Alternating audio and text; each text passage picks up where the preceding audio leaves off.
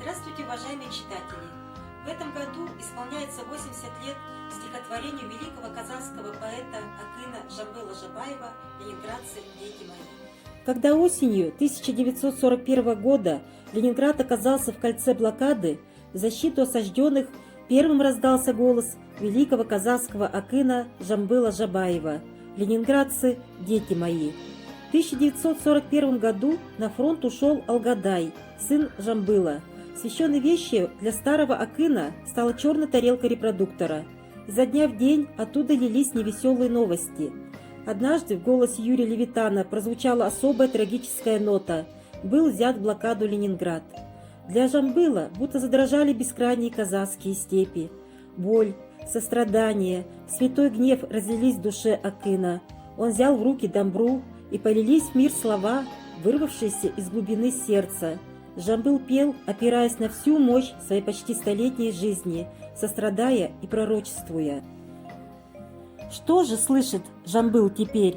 К вам стальную ломится дверь, словно вечность проголодав, обезумевший от потерь, многоглавый жадный удав.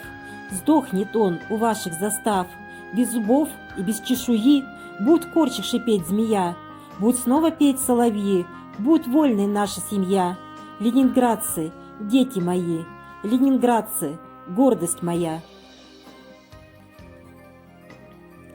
Поэтическое послание казахского Акына в осажденный Ленинград и сегодня остается жемчужиной военной поэзии. Сильные, страстные слова, которые нашел в своей душе Жамбыл для героических защитников города, стали им большой поддержкой. Ленинград, нынешний Петербург, не забыл великого Акына. В 1952 году в исторической части города между набережной Фонтанки и Загородным проспектом появился переулок Жамбыла. В 2002 году здесь стал бронзовый памятник великому Акыну, подарок Казахстана 300-летию Санкт-Петербурга.